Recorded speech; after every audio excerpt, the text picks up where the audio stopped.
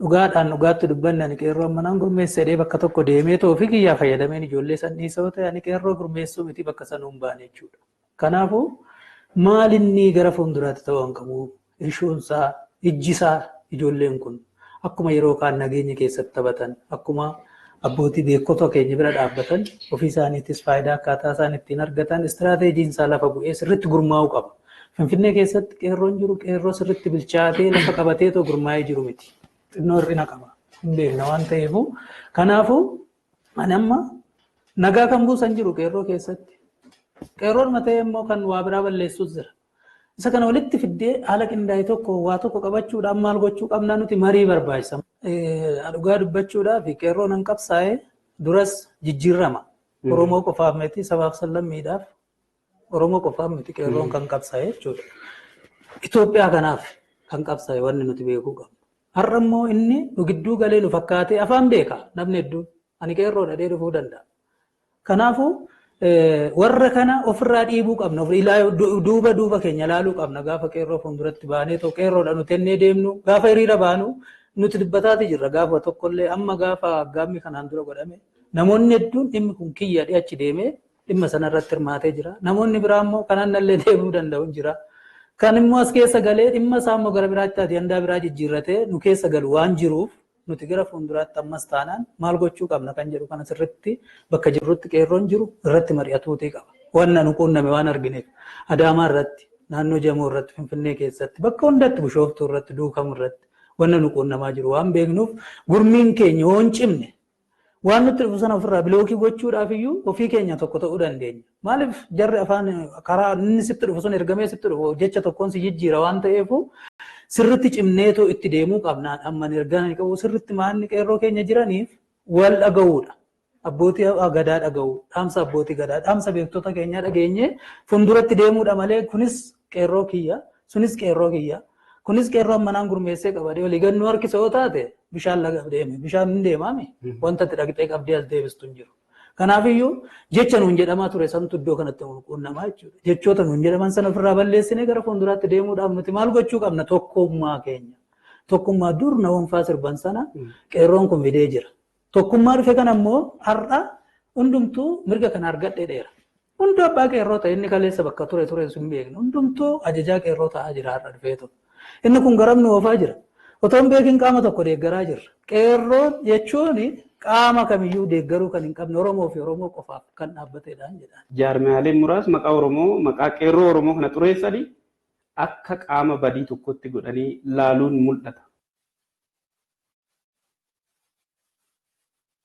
Egaan akka qeerroo waliigalaatti akka yeroo jennu gaa warra dacheedhaan ol jiru qofatu hin taane warra dachee keessa seenes ilaaluudhaani maaliifidha kan isaan akka tun wajjin qixxee jiraachuudhaa danda'anii yookiin nu caalee jiraachuudhaa danda'anii lubbuu isaanii aarsaa hin qabne itti wareegaman kan jedhan yoo deemnu taate haqa sabaatiifidha, mirga sabaatiifidha, eenyummaa sabaatiifidha.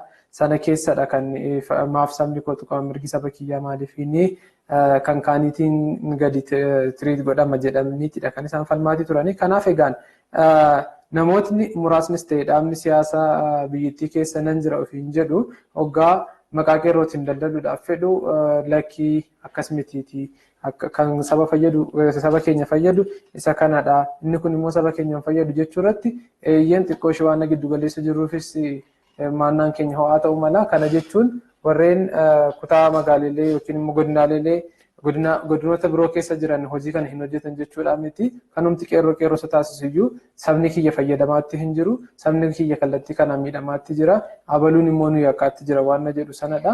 Xiqqoo ishee kan yaaddi kun akka ka'u taasifamee fi isa amma dahannaa maqaa kanaatiin biraandii maqaa qeerrootiin wantoonni hin malle hojjetamaniifidha. Egaan inni ofuma isaatii wal dhilaatiidha kan inni deemu.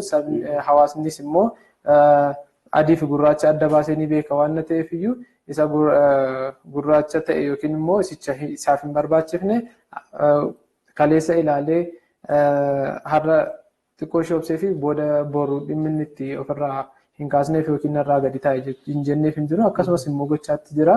Egaa kana yeroo jennu hojii guddaa qeerroon kaffaltii malee kaka'umsa qaama kamiyyuu malee sabboonummaa abbootiin keenya yookiin wareegamtoonni keenya kanaan dura nuuf ka'anii deemanii sana keessatti hanqinoota mudatanidha malee hojiin hojjetame kan raayyaan ittisa biyyaa yookiin immoo jaarmiyaaleen biyyattii keessa jiran akkasumas immoo caasaa mootummaa hin hojjenne qeerroon caasaa cimaa ittiin hoogganamuu baajeta waan akkasiin malee kan inni namummaadhuma irratti sabboonummaadhuma bu'uura godhate hojii akkanaa hamma jirru kana keessa geessisu hojjete jechuudha. Qeerroo hojiin hojjeteen hojii nagayaan hojjeteen jijjiiramni biyya kanaa even sabni biraa akka kabajamee mataa ol qabatu godhee jira. Isa kana kabachiifatee itti deemuuf qeerroon akkamitti yoo gurmaa'ee akkamitti yoo hojjete mala jetta. Qeerroon galatoomii qeerroon Oromoo hunda naannoo Oromiyaa keessa jiru hundiyyuu tokkummaa barbaachisa. Waliigaltee wal kabajuu nu barbaachisa. Qeerroon Oromoo Itoophiyaa biyya jedhamtu yookiin Oromiyaa kan jedhamtu akka itti fufu kan taasisudha jechuudha. Kanaafuu irratti hojjetamuu qabaan jedheen yaada. Kanaaf yoo hojjetamu kana gurmaa'insa akkamitiin qeerroon akkamitti yoo walitti dhufee akkamitti yoo wal dhagee hojii kana galma barbaadamuun gahuu danda'a. Kaayyoo kaleessa qabsaa'ee ibsa. Kaayyoo kaleessa qabsaa'ee wal dhaga'insaan ta'anii haasa'uudhaan mari'achuudhaan xumuruu qabna jedheen yaada. Jalqaba irratti wanti nuti appreciate gochuu barbaadnu godina irratti magaalaa irratti aanaa irratti qeerroon hanga kana kophaasaa yoo socho'e gaafa akka Oromiyaatti tokko ta'e ajandaa tokko qabatee kutaalee Oromiyaa hunda irratti gaafa harka tokkoon ija tokkoon gurra tokkoon socho'uu jalqabe bu'aawwan barbaadaman immediately fiduu danda'a. Akka karaa gandaas namni waliin qoodne qeerroon wal qooda jedhaan jiru garuu immoo keessa galee namni akka waliin qoodne Finfinnee irratti ijoolleen Finfinnee keessa jiraattu yookaan qeerroon Finfinnee keessa jiraattu yeroo isin sochootu Finfinnee duwwaa miti kan duuka socho'u. Harargee irraan dhufa, Boorana irraan dhufa, Gujii irraan dhufa, godinaalee adda naannaa Finfinnee irraan dhufa. Wal gargaareeti kan socho'aa jiru jechuudha. Iddoowwan garaagaraattis akkuma sanatti wal gargaaramaa jira. Institutionalize ta'ee gaafa akka Oromiyaatti sirriitti jechuudha. Dhaabbata tokko ta'ee karaa sila jenneen karaa duudhaa sirna gadaa eeggateef karaa sirna sirrii ta'een aadaa keenyaan gaafa hundaa'e hagam humna qabaachuu akka danda'u ispeeshaalii diinagdeedhaanis dabalame. Wanta hundaan beekumsaanis leenjiiwwan garaagaraatiinis gaafa ta'u miti Oromiyaa miti Itoophiyaa Afrikaafuu bu'aa guddaa dhaloota uumuu danda'udha. Dhalli Oromoo ammas keessa jiru qeerroon kun jechuudha. Kan hojjechuudhaaf maal godhaa jirra amma qorannoowwan akka gaggeeffaman abbootii gadaa wajjin mari'achaa jirra. Abbootiin gadaas akkuma jiranitti ta'e hayyoonni keenyas nu gargaaru amma gara isaaniitti deemuuf jenna. Beektota hedduu qabna Oromoo. Nuti tarii humna qabaachuu dandeenya. Dandeettii tokko qabaachuu dandeenya. Qeerroon amma jirru kun jechuudha. Aadaa keenya haga ta'e beekuu dandeenya. Hayyoonni keenya garuu beekumsa guddaa qabu. Isaan kana fayyadamnee fooramiiwwan garaagaraa qopheessanii mariiwwan garaagaraa godhamanii haala inni itti institutionalist ta'e maqaa kamiin deemuu qaba, akkamitti deemuu qaba, akkamitti hoogganamuu qaba kan jedhu karaa kanaan mari'atamee akka deemamu almost process irra jirra. Amma haalli gidduu kana uumameetiyyuu malee baay'eetti deemuudhaaf turre.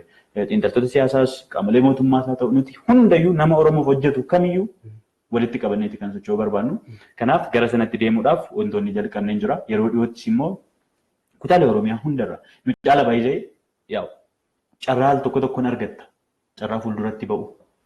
Kana malee nu caalaa ijoolleen itti dhiigan, nu caalaa ijoolleen itti dhuman, nu caalaa ijoolleen Oromummaadhaaf aarsaa gurguddaa itti kaffalanii akka carraa rabbi lubbuu isaanii hambise Oromiyaa keessa guutan.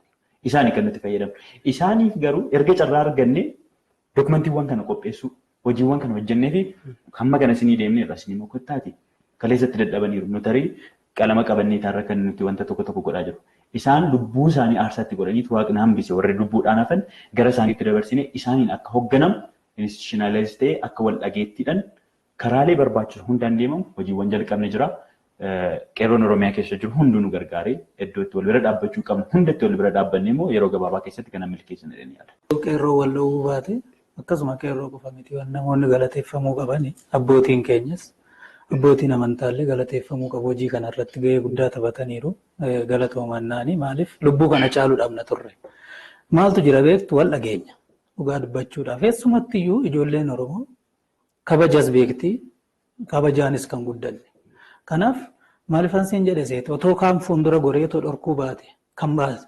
Otoo manni namaan gubata baankiin hin saamama ta'e. Qaama poolisii miti iddoo san dhaabatee waan kanaan dhorkaa ture ofii isaanii qeerroodha kan wal dhorku. Si galamti. Kanaafiyyuu hojii kanarratti gahee guddaa hiriira sotoo ba'anii karaan sotoo cufamuyyuu walis hin dhorku. Badiin guddaa akka hin uumamneef. Qeerroodha gahee kana taphatee too uummanni keenya kanarra akka hin dhumneyyuu nagaadhaan akka galu kan taane jechuudha. Maafan jedhee fakkeenyaaf amma waan firaan tuqe tokko jira. Qeerroon kuni wanti isaa masmarri isaa sirriitti deemee Oromiyaa guutuu wal ga'uudhaan dirqama ta'a. Amma waa jira.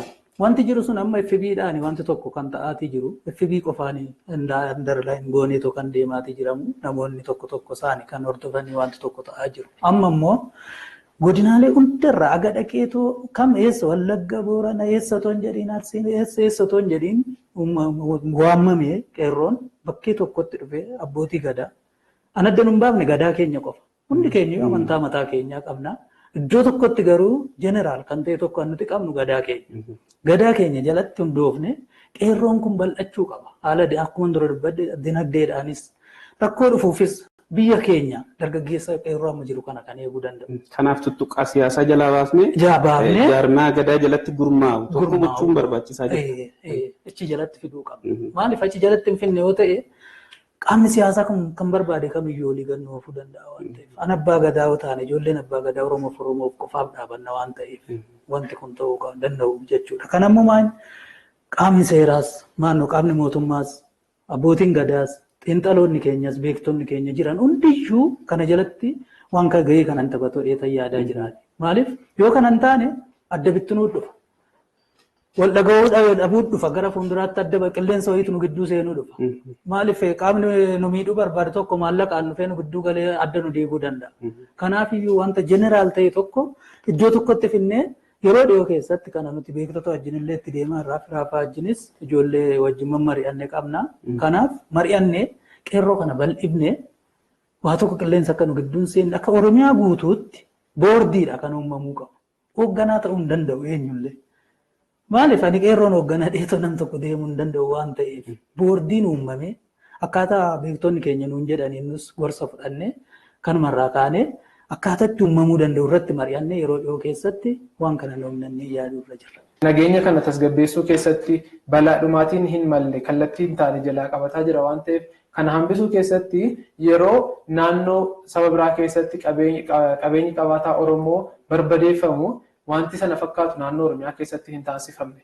Kun wal dhageettii Qeerroon qabu nageenya tasgabbeessuudhaaf wanta Qeerroon qabu gadi mari'atee taa'ee wanti dhumaatii malee akkaataa itti qabsoon adeemsifamuu fi haalli kan mijeessaatii ture ta'a agarsiisa sanaas immoo jedheetiin nan yaada. Sababiin isaas lolli jiru egaa akkuma yeroo baay'ee jedhamu rakkoo bulchiinsa gaariiti jedhama. Rakkoo gaaffii uummataatiif gurra kennuu dhiisuudhaan olaantummaan nama tokko itti mul'atu sana balaaleffate malee sabni sun akkas naaf haa ta'u sabni kun akkas haa ta'u sabni kun narraa haa godaanu hin jenne.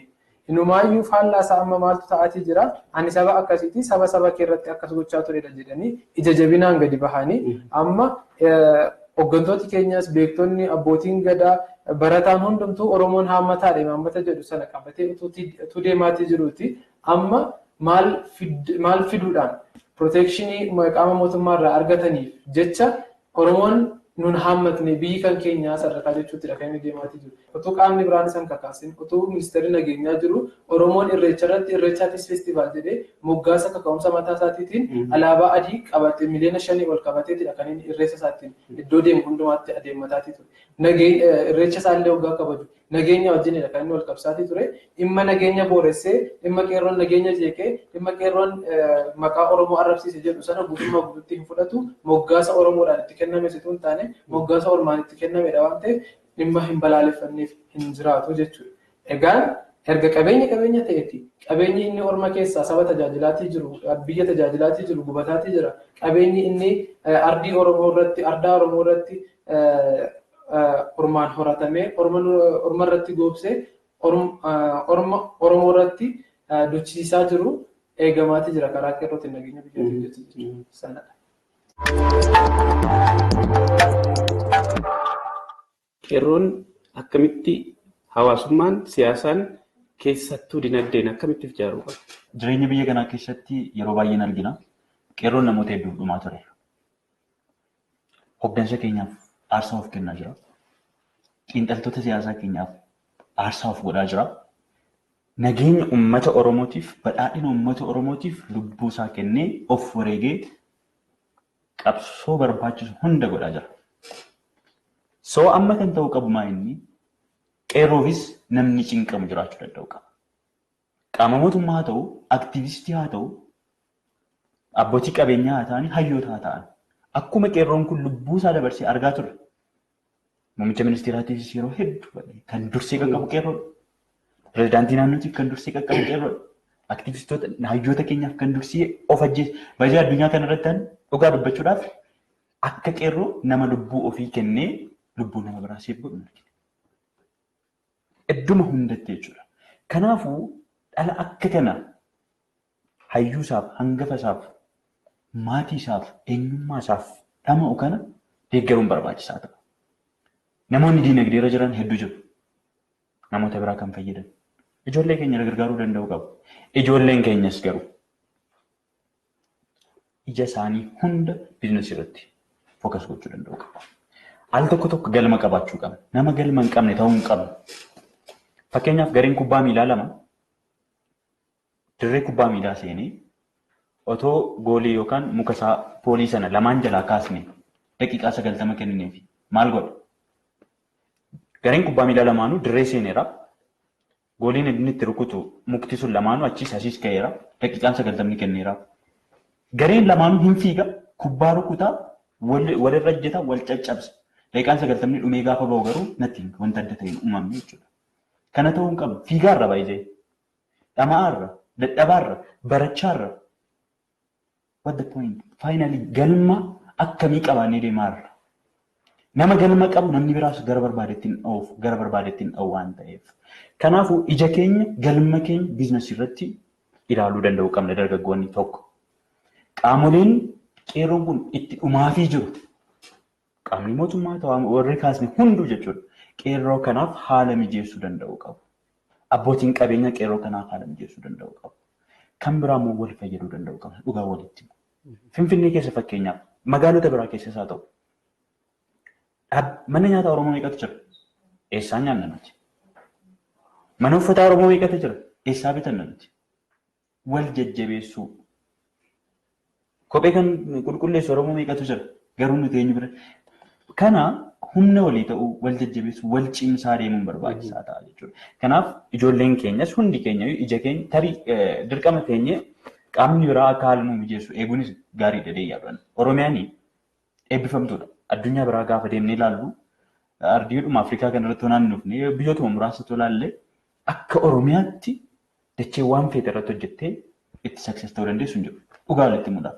Yoo qonne lafa halkan tokkotti waa meeqanuu biqilchuu qaba. Yoo daldalle uummatatti daldalannee irraa success ta'uu dandeenyu qabna. So waggaa hedduu hunduu amma wanta nuti keessaa bahuu qabnu inni guddaa jedhanii yaadu dargaggeessi keenya amma xiinxalaa siyaasaa ta'uu keessaa bahuu qaba jedheen fudhadhaan. Almost 100% teenyee siyaasa xiinxalaa oolla taanaan teenyee waanuma biyya keessatti inni sunis godhu, inni kunis godhu, inni sunis bukeessu, inni kunis bukeessu xiinxalaa oolla taanaan success hin taanu. Inni daldala danda'u gara daldalaatti adeemu. Inni qonna danda'u gara qonnaatti adeemu. Inni siyaasa danda'u gara siyaasaatti adeemu. Inni barnoota danda'u gara barnootaatti adeemu. Humnaa cimfatu, wal adeeggatu. Karaa kanaan deemuu qabna. Ispeeshaalii namoonni qeerroon isiniif dhumaa jiru kun immoo isheedhuma waanuma tokko godhanii fi karaa agarsiisuu barbaada baay'ee. Humna qaba dargaggoon keenya. Humna qofaa immoo miti dandeettii adda ta'e qaba. Dandeettii qofaa immoo miti beekumsa adda ta'e qaba. Beekumsa baay'ee duudhaan sirna gadaa mataa isaatti beekumsa guddaa. Abbootiin keenya barnoota qubee baratanii miti. Kan biyya kana akka kanatti ijaaran biyya kana duwwaa miti.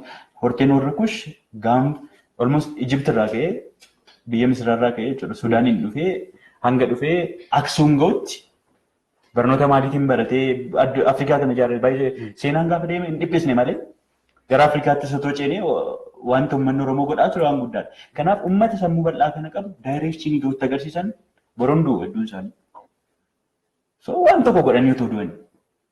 Dargaggeessa kana jireenya ala bulee du'ee waan nyaatu dhabeeti kan amma rakkachaa jiru.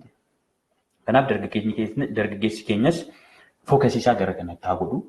Namoonni dandeettii qabanis namoonni cimina qabanis, namoonni interpireenar ta'anis leenjii garaagaraa kennuudhaan, dookumentii garaagaraa qopheessuudhaan, haala inni itti liqii argatu haala mijeessuudhaan karaa kanaan otoo gara kanatti deemnee waan guddaa ta'een fudhadha. Diinagdee keessatti hojjechuu qaba. Hojii adda addaa ijoolleen baay'een dargaggoonni hojii hin qaban. Kanammoo mootummaanis deeggaruu qaba jedheen yaadan. Waliigaltee qeerroo barbaachisaadha. Hojjechuu qabu. Kan ammas immoo kan hojjetaa jiran jiru. Baay'een immoo barataniillee hojii kan hin qabne baay'ee jiru. Kana mootummaan baay'ee irratti hojjechuu qaba. Nageenya fiduuf qeerroon diinagdee irratti jabaachuu qaba. Namni tasgabbaa'ee waa tokkotti deebi'uudhaaf qaama biyya bulchutu hojii guddaa hojjechuu qaba. Oromoon gaaffii qaba. Gaaffiin Oromoo hundillee yoo deebi'uu baate muraasni ijoo kan ta'an akka qeerroon keenyas tasgabbaa'ee diinagdee isaatti galu kan taasisuu danda'u. Maaliif yoo calliftee waa tokko fuuteetuma wachi keessa ta'e amma abbaa keetiin uffata naa bitetteen yoo inni sii bituu baate agasitti dhaga'amuun beekta. Qeerroo jechuun maachordino nama deemedha. Siigalee amma asitti waa tokko gootee waa tokko bira darbuu hin dandeessu waan ta'eef qeerroon keenya gara diinagdee deemee hojii isaa akka hojjetatu taasisuudhaaf mootummaan gahee mataa isaa taphachuu qaba. Maaliif gaaffii Oromoon gaafatu dabareedha. Tokko argisiisee tokko deebisee argisiisee tokko deebisee akkasitti deebisuu yoo dadhabe. Gara hojiitti deebi'uu gaafa diinagdeetti galettuun qeerroodhaan hin ulfaata. Maaliif yaadni isaa sammuun isaa bakka tokkotti qabamee jira waan ta'eef jechuudha. Maaliif as keessatti gaheen mootummaa sirriitti ilaallamuutii qaba.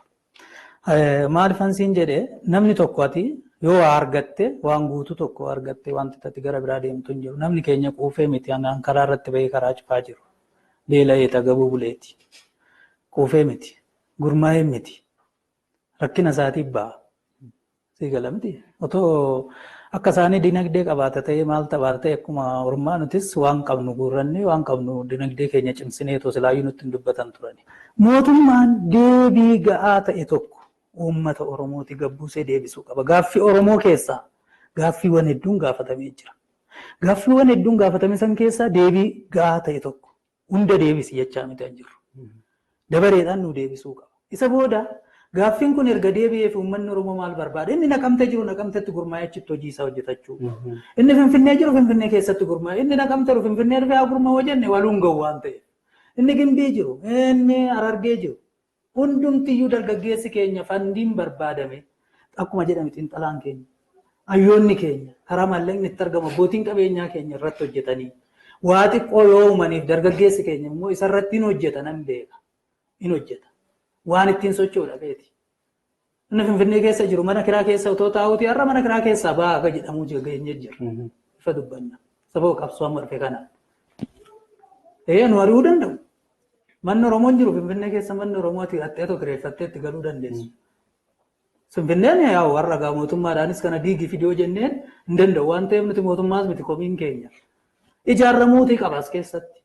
Qeerroon ittiin deemuu fi deemuu qabuuf gara fuulduraa ittiin deemuu qabuu fi dhaamsi waliigalaa qeerroof dabarsitu yoo jiraate. Qeerroon maal gochuudha qaba? Inni guddaan akkuma yeroo baay'ee isaa namarraa waa eeggatanii argachuun hagas mara miti. Maaltu amma funyaan kun akka jeellata jette sareen akkuma jedhan sana kan abbaatu of mara jedhe bofti akkuma jedhe sana of maruu danda'uudha qabna.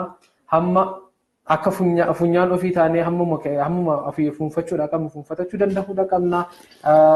Walirratti shakkii waliif qabnu dhiisnee wal amantaadhaan kallattii jireenya keenyaarra buunee gama fuulduraatti abdiin biyyaa akka nu taate hojjennee argisiifneerraa gama fuulduraattis yoo nuti toluu dandeessi biyyattiin kun yoo nuti balleessine baduu dandeessi waan ta'eef iyyuu qaama biraa ofirraa eeggachuu dhiifnee inumaayyuu qaama sana irratti dhiibbaa goone waan nu barbaachisu sana irratti hojjechuu fudhachuu qabnan jedha.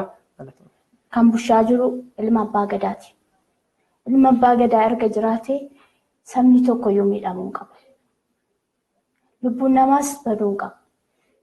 Kanaafuu kana gadi ilaaluu qaba jedheen yaada. Lammaffaan wanti qeerroodhaan ammoo waliigaltee qabna. Akkuma qabnu jabeessuu qabna. Tokkummaan keenya tokkummaa sibiilaa ta'uu jedha. Kan cime maaliif tokkummaa sibiilaa qabaanne sibiila wantoonni ittiin bu'u waan ta'eef haa cimnu jedha. Akkuma kanaan dura ol dhageenyu immoo abbootii keenyas abbootii gadaas hayyoota keenyas dhageenye gara fuulduraatti kaayyoo keenya galmaan haa geenyu jedha. Hattuu, saamtuu, fakkeessituu maqaa qeerrootiin daldaltu of keessaa baasu qeerroon kan qabu. Warra dhugaadhaan Oromoodhaaf qabsaa'an qofa qabatee warra sanas haa gatu yookaan haa baasu jedhaan jiru. Hattuus haa ta'u Oromoodha, saamtuus haa ta'u Oromoodha. Gorfachuu, sirreeffachuu, ofitti qabachuun barbaachisaa ta'a. Tokko kana. Lammaffaan sooshaal miidiyaa fayyadama sooshaal miidiyaa keenya sirreeffachuu danda'uudhaan. Abbaan fedhe nu oofuu, abbaan fedhe waan fedhe nutti godhuu hin qabu jedhee kanan fudhadhu. Sooshaal miidiyaatti nama fayyadamu ta'uu qabna malee nama sooshaal miidiyaan nutti fayyadamu ta'uu hin qabu. Kana yeroo jedhu feesbuukii maqaa nama adda addaatiin baname kumaatamaan lakkaa'amantu jiru. Kana godhi asiin achi bahe kan eenyummaan isaan beekame wal fakkeessanii maqaa aktiivistoota nuti kabajnuutiin maqaa hooggantoota nuti kabajnuutiin maqaa artistoota nuti kabajnuutiin bananii kan nu burjaajessaa jiran jiru. So tokko limit gochuu sooshaal miidiyaa numa keenya iyyuu hagam fayyadamuu qaba, yeroo kam fayyadamuu qaba, maaliif fayyadamuu qaba jedhanii sirriitti itti fayyadamu akka qaamni biraa nutti hin fayyadamne jechuudha. Kun akkuma jiru yeroo kaanis waliif tumsuu, walii birmachuu, daldala irratti, hojii irratti, walirraa bitachuu, walirraa nyaachuu, wal gargaaruu, wal dhaga'uu, waliif falmachuu, waliif dhaabuu yeruma nagaa jechuudha. Kanaaf ishee kana sirriitti deevelopii godhanne saba dargaggeessa boru bakka guddaa ga'u jechuun dargaggeessa safuu duudhaa hamilee sirna gadaa kanaan ijaarameef guddate waan ta'eef bakka guddaatti ijoollee arginu hedduutu uumamaa jiru. Kanaaf bifa kanaan ofiishaanii deevelopii godhanii akka deeman dhaamsan dabarsa. Kabajamtoota daawwattoota keenyaa mariin keenya addaa kanumaan xumurameeti jira. Marii keenyarraa waan hedduu akka barattan abdii qabna.